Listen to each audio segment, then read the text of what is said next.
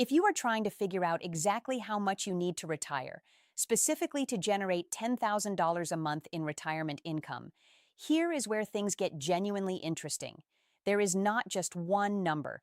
Depending on your specific situation, you might need an enormous portfolio to pull this off, or you might need one that is considerably smaller than you ever imagined. And that range, how wide it actually is exactly what I want to walk through today. I am going to take you through several real-life scenarios. A single retiree who wants to preserve their portfolio. A single retiree who is willing to spend a portion of it down. A married couple. And then a married couple with a pension layered in on top. Hey everyone, I am Erin. Welcome back to the channel. Because here is what I find so compelling about this kind of analysis. The moment you start changing the strategy, the moment you start layering in different income sources, what it actually takes to hit that $10,000 per month target shifts dramatically. And that is precisely why retirement is not about reaching one universal magic number. It is about understanding how all of the individual pieces fit together to create your specific plan. With that, let us get into it. Scenario 1. The single retiree who wants to preserve everything. Let us start with the baseline, and this is almost certainly the most demanding version of this entire exercise. We have a single retiree age 65 with a clear income goal of $10,000 per month or $120,000 per year. We are going to assume a Social Security benefit of $2,600 per month, which translates to $31,200 per year if this individual claims at 65. That benefit level reflects someone who averaged approximately $80,000 per year across their working career. They likely started out earning less early on and built their income progressively over time, perhaps reaching that $10,000 per month range in their final working years before retirement. And that tracks logically, because if you are stepping into retirement wanting $10,000 a month, your pre-retirement lifestyle was probably already somewhere near that level.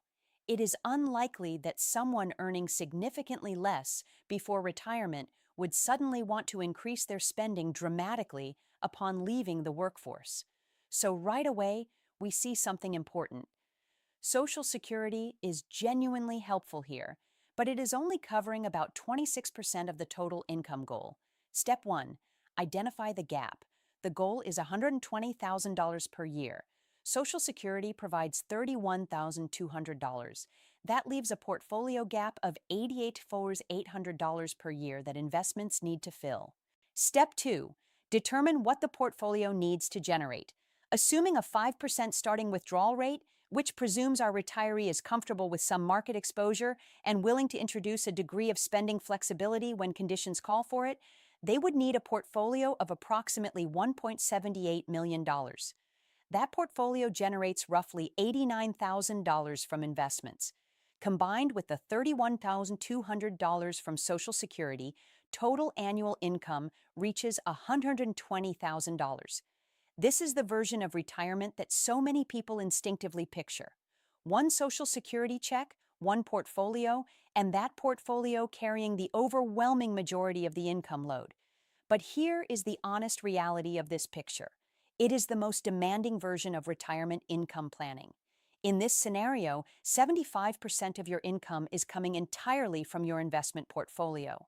That means greater exposure to market volatility, higher vulnerability to sequence of returns risk, and simply more pressure on your investments day in and day out. A 5% withdrawal rate can absolutely work, but it assumes genuine flexibility. If the market has a rough stretch early in retirement, you need to be willing to temporarily reduce what you are drawing from the portfolio to give it room to recover. If you prefer a more conservative 4% withdrawal rate instead, this same plan requires a portfolio closer to $2.2 million to hit the identical income goal. The income target does not change. The required portfolio does. Scenario 2. The single retiree willing to strategically spend down. Now let us change one assumption and watch how dramatically the math shifts. Same person, same income goal of $10,000 per month, same Social Security benefit. But instead of requiring the entire portfolio to last indefinitely without being touched, this retiree is comfortable with intentionally spending down a portion of it in a calculated, deliberate way, while allowing the rest to keep growing untouched. We are shifting the mindset from my entire portfolio must last forever to I can spend this portion down strategically and let the rest compound for the future. That shift changes the entire math problem because now we are no longer asking the full portfolio to do everything simultaneously. Funding the early years. Let us say we plan to fund the first 5 years of retirement from a dedicated spending bucket. The annual portfolio gap is $88,800.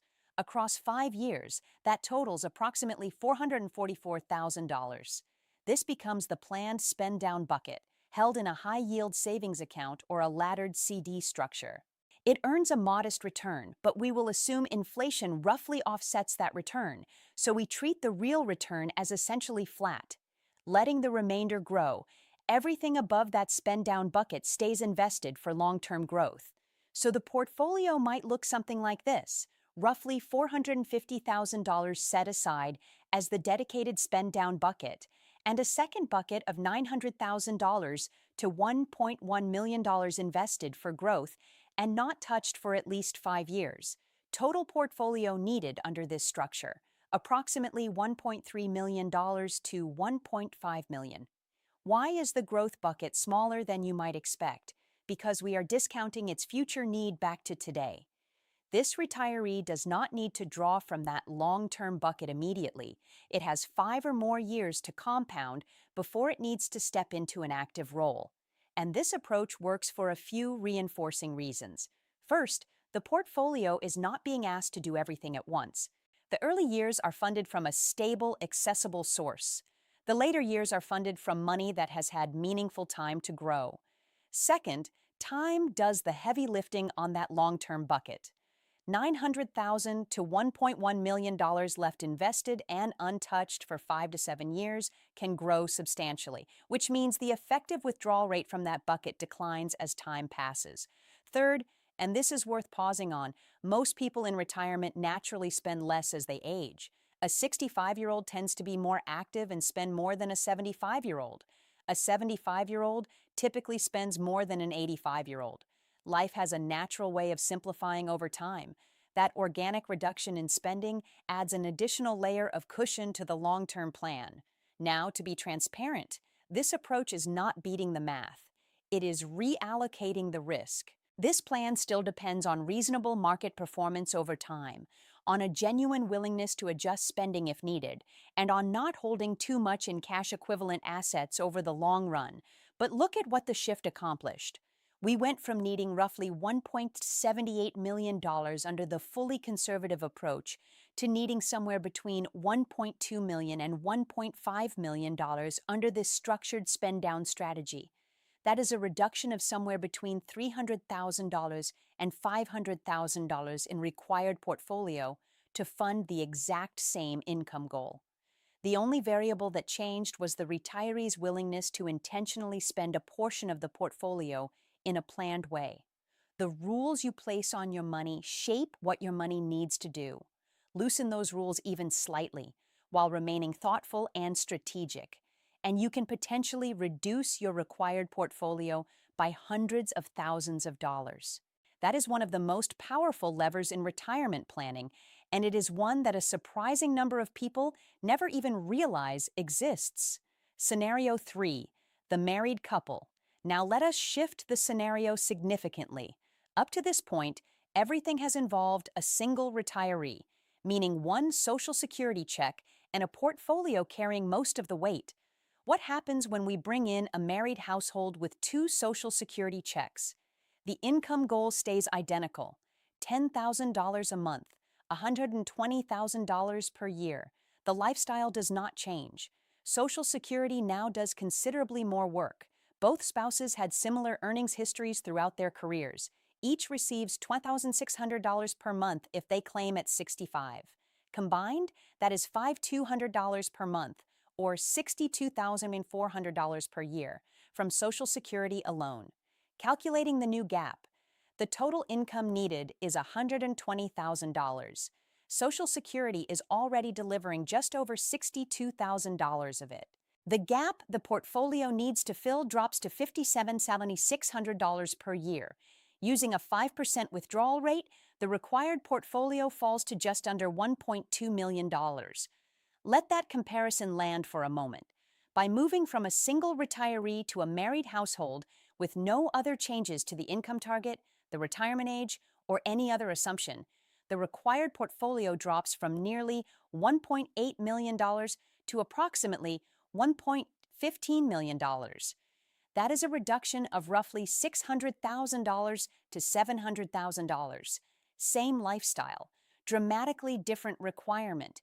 And that number becomes even more attractive if this couple also adopts a willingness to spend down a portion of the portfolio. Adding that layer of flexibility could shave another few $100,000 off the required amount. For couples, Social Security is not just a helpful supplement, it is a genuinely powerful income foundation. In many married households, 2 Social Security checks together cover more than half of total spending needs. That fundamentally changes the role the portfolio has to play, and it takes enormous pressure off the investment side of the equation. Scenario 4. The married couple with a pension. Now let us take this one more step. And this is where the math changes in a way that is genuinely striking. Same married couple, same income goal of $10,000 per month, $120,000 per year, same retirement age of 65, same 2 Social Security checks at $2,600 per month each, $62,400 per year combined. But this time, we are adding a pension. Specifically, a military pension from 20 years of service under the High 3 system, generating $40,000 per year. Total guaranteed income before touching a single investment, $60,400 from Social Security plus $40,000 from the pension equals $102,400 per year. The income gap the portfolio needs to fill shrinks to just $17,600 annually. Using a 5% withdrawal rate, the required portfolio is approximately $352,000. Read that number again, $352,000 for the exact same $10,000 per month lifestyle. Once you layer in both Social Security and a meaningful pension, the portfolio moves into a completely different role. It is no longer the engine driving the retirement. It is the fine-tuning mechanism, filling a relatively small gap that guaranteed income streams do not quite reach. The full progression, side by side. Let us look at all 4 scenarios together, because seeing the progression in one place is where the insight really crystallizes. A single retiree determined to preserve every dollar, approximately $1.78 million required. A single retiree willing to spend down strategically, approximately $1.3 to $1.5 million required. A married couple with 2 Social Security checks, approximately $115 million required. A married couple with 2 Social Security checks plus a pension, approximately $352,000 required. Same $10,000 per month lifestyle across every single scenario. Completely different portfolio requirements, depending entirely on income structure and spending philosophy. What the pension scenario has effectively done is build what I would call a 3-layer income system. Layer 1 is the pension, the stable, predictable, guaranteed base. Layer 2 is Social Security, inflation-adjusted, lifetime income that cannot be outlived. Layer 3 is the portfolio, flexible, growth-oriented, and serving as the fine-tuning top-off to reach the target. The more guaranteed income you can lock in from the bottom 2 layers, the less pressure you place on the third. The portfolio shifts from being the primary driver of retirement income to being a supplemental resource that fills in the gaps. One more dimension that changes everything: spending flexibility. Before we wrap up, there is one more critical piece worth spending time on, because it shapes how sustainable any of these plans actually are in the real world.